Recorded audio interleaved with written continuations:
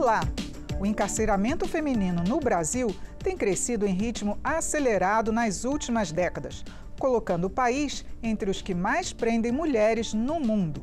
Segundo dados recentes, a maioria dessas mulheres é jovem, negra, de baixa renda e foi presa por crimes não violentos, especialmente ligados ao tráfico de drogas. Muitas são mães e enfrentam não apenas o peso da prisão, mas também o abandono, a precariedade nas unidades prisionais e a ausência de políticas públicas específicas. E nesta entrevista, vamos discutir os principais desafios enfrentados pelas mulheres privadas de liberdade. Também vamos conhecer políticas públicas que têm sido feitas para garantir os seus direitos. Nossas convidadas são a deputada delegada Adriana Corsi, do PT de Goiás, que tem projeto de lei que cria uma política de apoio e humanização dessas mulheres. E também a secretária de Acesso à Justiça do Ministério da Justiça e Segurança Pública, Sheila de Carvalho. Muito bem-vindas, muito obrigada por atender o nosso convite e participar aqui do Elas Pautam.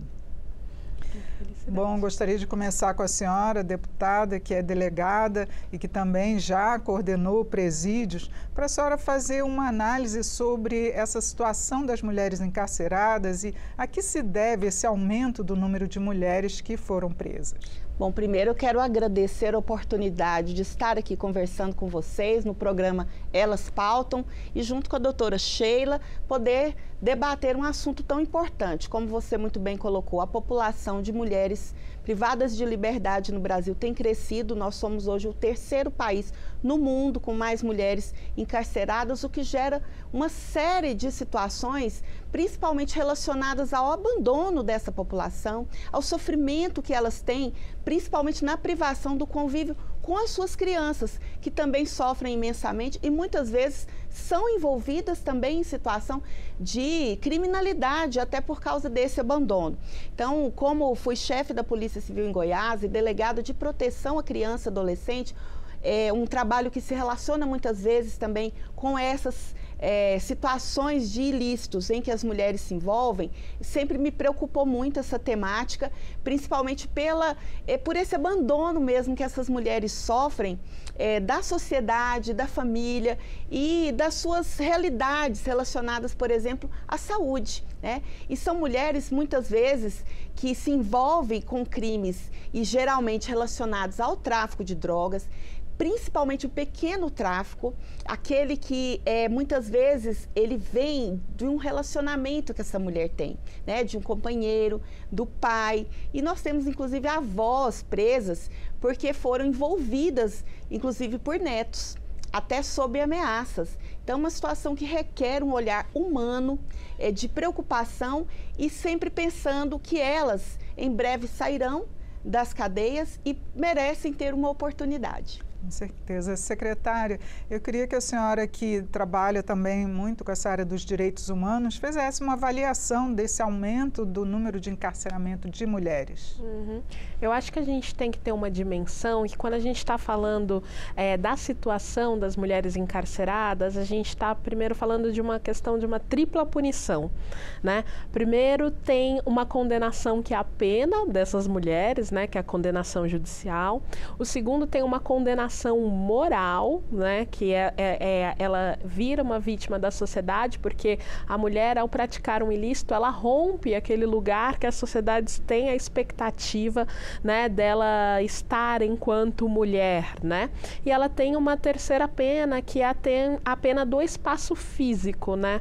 Ela acaba sendo detida em um sistema, uma estrutura prisional que não foi pensada para a mulher, porque a ideia, né, dentro dessas lógicas que a gente tem da nossa sociedade é que a mulher não ocupasse esse espaço, ficasse confinada apenas no espaço do lar, né? Mas por que que isso acontece? Porque a gente tem um fenômeno tão grande hoje de mulheres em situação de encarceramento, né? Nós temos que ver as condições sociais às quais essa mulher estava inserida anteriormente, né? Quando a gente vê a questão da estrutura criminosa e hoje, assim, né, o Ministério da Justiça, ele cuida dos presídios presídios federais, porque a gente vive num Brasil que tem um pacto federativo, onde os estados são responsáveis pelos presídios estaduais, né? E o governo federal é responsável pelos presídios federais. E são só 5, né? Exato. Se a gente olha esse cenário, né?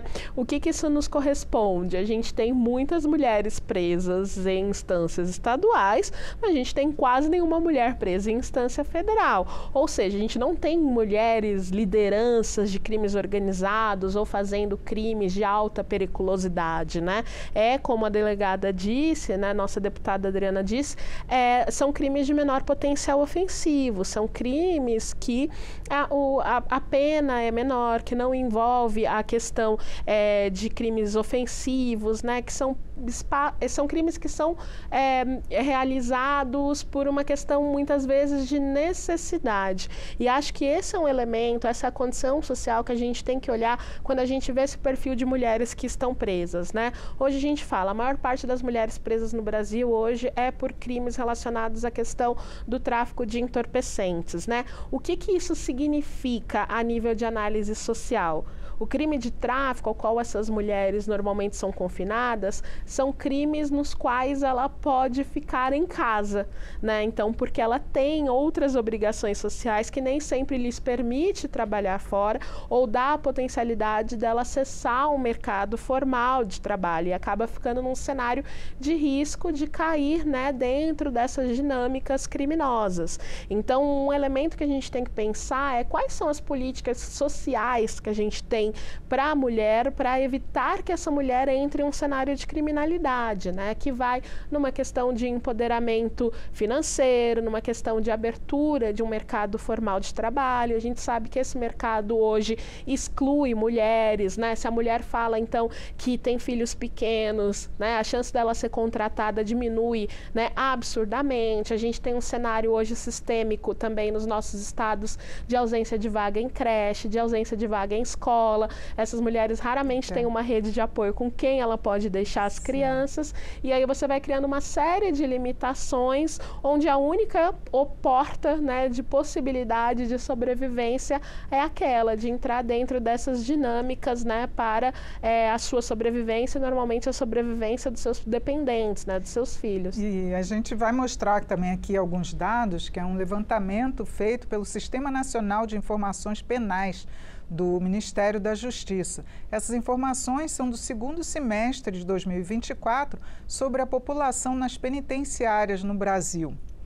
Bom, só para a gente ter uma ideia, nós tivemos 670 mil em regime fechado, semiaberto e também o aberto, isso no total, entre homens e mulheres, sendo que a maioria são homens, é claro, 641.128 homens e 29.127 mulheres, menos de 5%, digamos assim, né? E um problema grave que a gente identifica que são as visitas, né? Que um percentual maior de mulheres não tem cadastrados visitantes. Então, são 34% das mulheres nem sequer têm cadastrado pessoas para visitarem, sendo que os homens são 25%.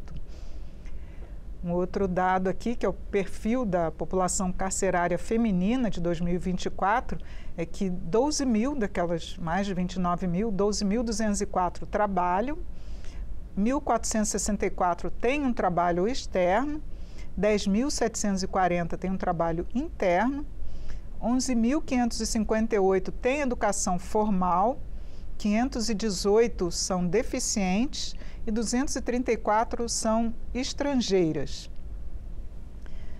E quanto à maternidade, a população carcerária e a maternidade, nós temos 180 gestantes, tivemos, né, nesse ano de 2024, 98 lactantes, 59 em células e dormitórios destinadas a gestantes e 120 filhos em estabelecimentos.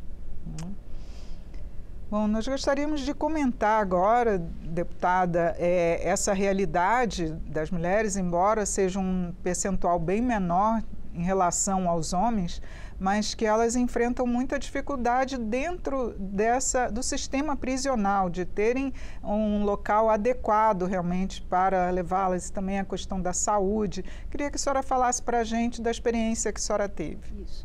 Realmente, o número de mulheres é bem menor, mas é um número imenso e que tem aumentado nos últimos anos, principalmente por causa dessa relação com essa criminalidade, principalmente relacionada à questão das drogas. E o principal sofrimento que a gente percebe é o dessas crianças. Vocês vejam que um dos fatores pelos quais a visita são menos pessoas que visitam as mulheres, porque são mulheres jovens que geralmente têm filhos pequenos e que elas têm dificuldades, inclusive, para encontrar pessoas que cuidem dessas crianças. Então, acho que a gente precisa trabalhar em 3 momentos. Primeiro, na prevenção, de termos políticas de vida digna para as mulheres, de moradia, né, de acesso a emprego, a qualificação para o emprego digno. E a doutora Sheila disse muito bem aqui, uma realidade que a gente sofre hoje nas cidades é a falta de um local seguro para que as mulheres possam deixar seus filhos, principalmente nessa faixa etária, né, mulheres jovens com crianças pequenas, para que elas possam estudar e trabalhar, porque o estudo traz a qualificação e um salário digno e a possibilidade de inserção no mercado de trabalho. No segundo momento, não conseguindo essa prevenção ao envolvimento na criminalidade, é a mulher que está encarcerada. Então, são mulheres privadas de vários dos seus direitos, inclusive de um direito que diz respeito ao acesso à justiça, da mulher que tem crianças pequenas cumprir a pena a pena domiciliar, e nós lutamos para que esse direito seja efetivado em sua totalidade, que os juízes acatem essa decisão, inclusive dos Supremos Tribunais brasileiros, dos tribunais superiores, para que as mulheres cumpram a sua pena, principalmente gestantes, lactantes, com crianças pequenas, com crianças com deficiência, na sua moradia, claro, com vários critérios, várias determinações, mas enquanto ela estiver lá, que ela tenha os seus direitos garantidos, primeiro de trabalhar e poder assim ter a remissão da pena, mas também para que ela se qualifique e possa ter oportunidade de trabalhar ou sair, mas também em relação à sua saúde, e um dos meus projetos diz respeito a isso. Nós temos historicamente uma privação das mulheres de exames importantes, como por exemplo do câncer de mama, que é a maior causa de morte de mulheres relacionada ao câncer no Brasil, e que a única forma da gente evitar é a prevenção. E sempre houve essa dificuldade, mas com a pandemia do Covid-19, esses exames foram praticamente cortados dessas mulheres, e várias situações da vida delas levam a ter uma probabilidade de ter esses cânceres femininos, sobretudo o câncer de mama. Então, o meu projeto é para que essa política pública de cuidado seja efetivada em todos os presídios. E a outra política é quando essa mulher é egressa, ou seja, quando ela tem a chance da liberdade, seja provisória, principalmente, porque aí o trabalho vai auxiliá-la para que ela possa progredir de regime, então que ela tenha oportunidade. E o nosso projeto é realmente de ter políticas de qualificação profissionalizante e de oportunidade de emprego. Mas nós queremos também que no âmbito da economia popular e solidária, doutora Sheila, que a gente tenha esse estímulo. Então nós estamos criando, é um projeto do meu mandato, né, cooperativas de mulheres egressas do sistema prisional, para que elas possam juntas, né, ter a oportunidade também de uma vida digna. Inclusive, doutora Sheila, eu queria que a senhora falasse um pouco dessa resolução do CNJ que obriga realmente a que as mulheres saiam para as que têm crianças pequenas, inclusive filhos deficientes também, que elas possam cumprir pena domiciliar. Como é que está sendo essa aplicação realmente em todo o Brasil? Elas estão tendo essa oportunidade? Sim, essa é uma medida muito importante, né? Ela é fruto de um HC coletivo que foi elaborada pelas advogadas professoras Heloísa Machado e Bruna Angotti perante o Supremo Tribunal Federal, que garantiu às mulheres gestantes e mães de crianças pequenas, né, esse direito da prisão domiciliar, de um regime mais brando de cumprimento de pena, né? Partindo desse cenário que analisamos aqui, que nós estamos falando de mulheres que são mães, mulheres mulheres negras, mulheres periféricas, pobres, que não são reincidentes, né, de crimes de menor potencial ofensivo. Então, a solicitação para o Supremo Tribunal Federal que foi feita foi para que essas mulheres pudessem ter um cumprimento de pena que permitisse a convivência com seus filhos menores enquanto fosse necessário, nessa dinâmica de parto, né, da gestante, do parto, da questão da lactante, desse processo de alimentação, né, da criança, nesses primeiros momentos que são muito importantes, né? Na época, inclusive, o ministro que hoje, ministro da Justiça, Ricardo Lewandowski, era ministro do Supremo, né, e foi o ministro que elaborou esse voto no âmbito desse HC, e é muito positivo que hoje o CNJ esteja tentando fazer com que essa decisão seja implementada nos estados, né?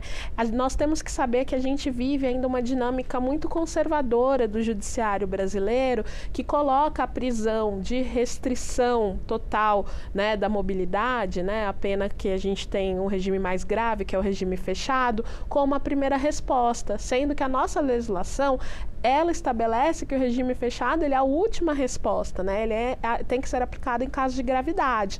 Então, ter essa ação hoje coordenada a partir de uma ação do Supremo, né, com a participação do CNJ, de tentar fazer valer nos estados essa decisão é extremamente importante, porque a gente precisa de um olhar e de um cuidado diferente para essas mulheres, né? E mais que isso, a gente precisa que essas crianças elas tenham uma vida digna, né? Não é lugar de criança a prisão, né? A criança não pode estar na prisão. E parte desse HC, ele faz um mapeamento de como estavam a situação nos presídios brasileiros, né? De como as crianças eram tratadas. Em muitos presídios... Um número alto até, né? Exato. Em muitos presídios, as crianças ficam encarceradas junto com a mãe. E acredito que todos nós podemos concordar o quanto isso não é saudável, né? Eu lembro de uma história que eu peguei enquanto advogada, que a criança estava encarcerada com a mãe há 4 anos. Ela não sabia como era o céu. E quando ela sai, ela se surpreende com o céu. Quando a gente finalmente consegue, né, uma medida de cumprimento de um regime aberto para essa mulher, porque ela cumpria todos os requisitos. E aqui a gente está falando exatamente desse cenário, Regina. Pessoas que cumprem os requisitos legais para a progressão de regime, que podem estar em um regime aberto ou semiaberto, ter a possibilidade de não estar encarcerado com as suas crianças, né? Ter a possibilidade de não estar encarcerada com as suas crianças durante esses momentos, né? Então, a gente não quer uma criança dentro do cárcere, né? A gente quer a possibilidade que essa criança tenha uma dinâmica de cuidado e que a legislação seja respeitada.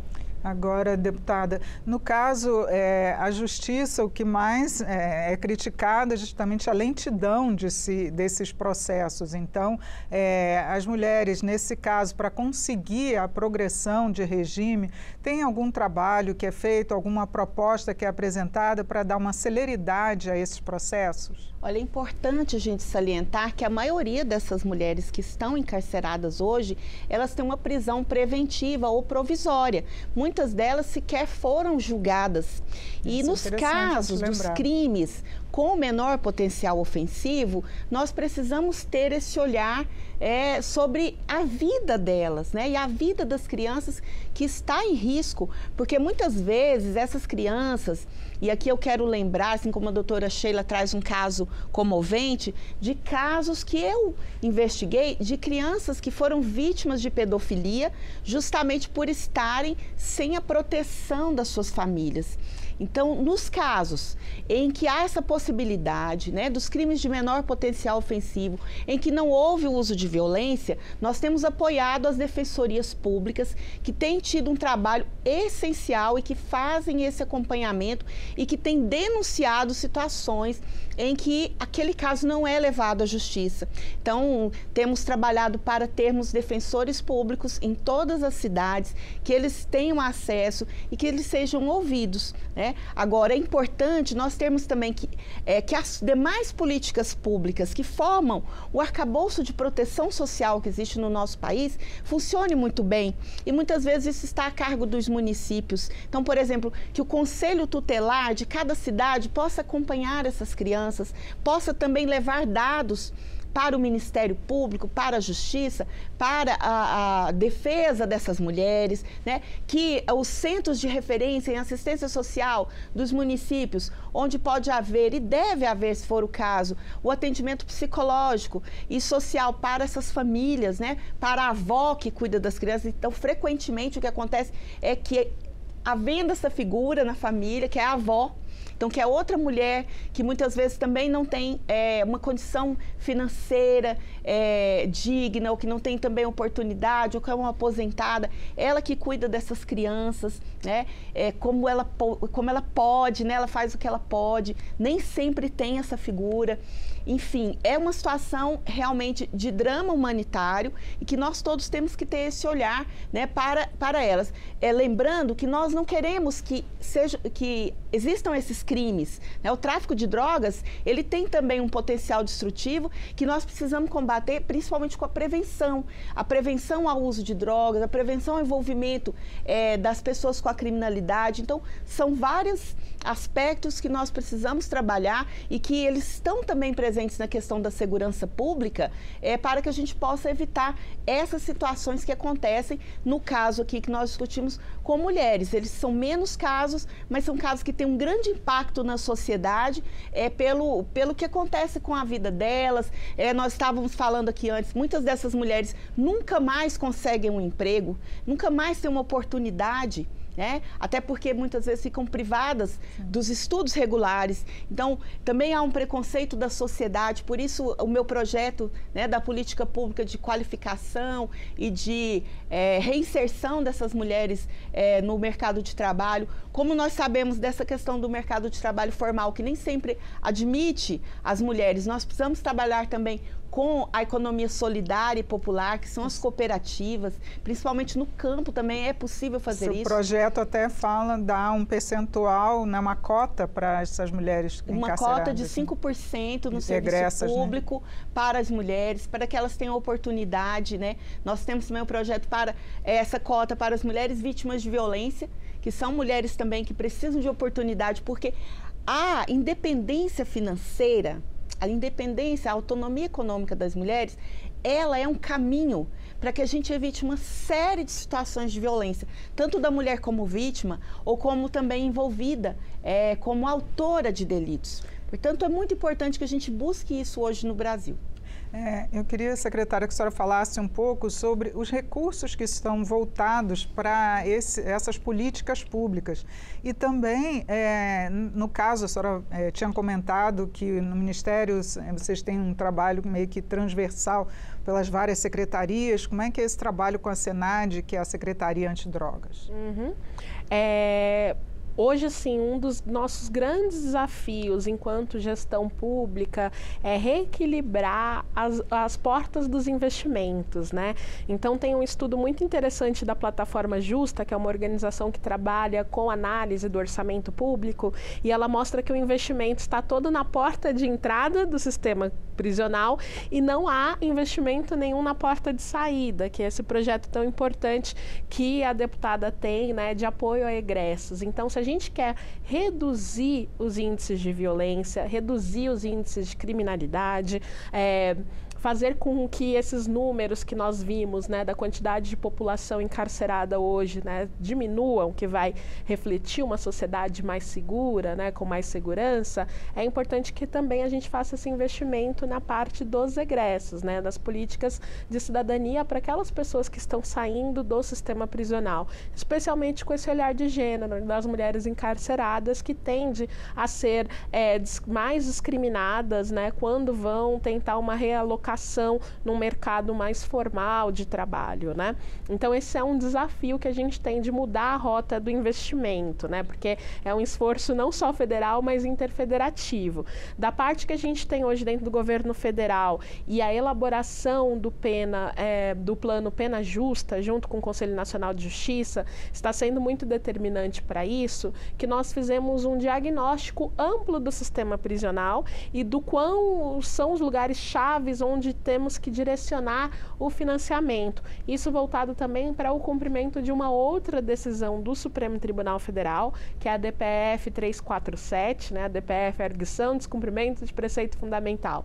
O nome longo para retratar que há um cenário incompatível com a Constituição. E a DPF 347, ela fala que há um estado de coisas inconstitucional do sistema prisional brasileiro. Ou seja, né, o que a gente vê dentro do sistema está em plena incompatibilidade com o que a gente tem a nível da Constituição Federal. E que a gente precisa criar políticas públicas para reverter esse cenário, né? E as leis também, né? Exatamente. Parte disso envolve um direcionamento de fundos federais, né? Então a gente tem hoje o fundo penitenciário, né, que vai tratar disso junto com os estados, direcionar investimento para que os estados consigam criar melhores políticas, né, para o sistema prisional. Temos também o fundo antidrogas, né, que também recentemente foi liberado pelo Supremo Tribunal Federal, e a nossa Secretaria de Drogas faz um trabalho ali muito importante, né, liderado pela secretária Marta Machado, de atendimento específico para mulheres encarceradas, porque as mulheres encarceradas hoje por tráfico de entorpecentes, elas vão em duas linhas, ou aquele pequeno tráfico, né, o que a gente chama de aviãozinho, o tráfico irrelevante de entorpecente, ou a figura, permita-me usar a expressão popular, né, que eu não coaduno, mas é como é conhecida, a figura da mula, que faz esse tráfico internacional. Quando nós vemos esses dados do número de estrangeiras, envolve exatamente essas mulheres que são utilizadas, muitas vezes estão em uma situação de violência de gênero, né, deputada com seus companheiros, maridos, que fazem que elas entrem numa rota de tráfico, né, internacional de drogas, e aí é detida com uma pena extremamente alta, né? Então a nossa secretaria tem dedicado ali a atuar, né, nesse sentido, e como a Secretaria de Acesso à Justiça, a gente ajuda no aprimoramento dos mecanismos que essas mulheres têm disponível, né, para buscar um amparo adequado da justiça, né? E aí ressalto também o trabalho que as defensorias públicas têm feito em relação a isso, né? A gente tem muitos projetos com defensorias públicas no Brasil, a SAJU, né? Nós temos um programa que chama Defensoria em Todos os Cantos, e uma das linhas do eixo de atuação é a presença das defensorias públicas nos presídios para atenção, especialmente de mulheres encarceradas. Nossa. A gente viu, mais uma coisa, a gente viu o número da questão das visitantes, né? E de fato as mulheres, por vezes, elas ficam abandonadas dentro do presídio, né? Quando a gente está falando de homens, a gente vê que os homens têm uma mãe ou uma esposa, uma companheira que vai atrás do seu processo, que busca saber o que está acontecendo, e esse cenário a gente não vê com mulheres, né? Então, ter a Defensoria Pública atuando nosso muito tempo importante. já se encerrou. É um assunto que a gente gostaria de conversar mais, mas eu gostaria só de 30 segundos para a gente, para as considerações finais, por favor, deputada. Isso, o papel nosso aqui como deputada federal, representante da população, é buscar uma sociedade cada vez mais justa, mais igualitária, e nós estamos aqui trabalhando para isso e pensando nos direitos de todas as pessoas, é o que a gente quer, mas principalmente das mulheres, que nós queremos representar cada vez melhor aqui. Obrigada. Sim, secretária. É muito importante a gente ter esse espaço para discutir políticas de acesso à justiça para mulheres, né, com esse olhar interseccional, considerando as particularidades e as dificuldades que as mulheres têm hoje de obter o devido acesso à justiça dentro das nossas estruturas, dentro das nossas instituições. É importantíssimo esse trabalho conjunto, Congresso Nacional, com o Poder Executivo, com o Poder Judiciário, criando políticas públicas compatíveis para enfrentar esses cenários de violação dos direitos das mulheres. Muito obrigada pela participação. Eu conversei sobre a situação das mulheres encarceradas no Brasil. Foi com a deputada delegada Adriana Corsi, do PT de Goiás, e também com a secretária de Acesso à Justiça, Sheila de Carvalho. Você também pode acompanhar o Elas Pautam pelo YouTube da TV Câmara. Siga as nossas redes sociais, Instagram, Twitter, TikTok e Facebook. Eu sou Regina Assunção e agradeço a sua audiência. Até a próxima.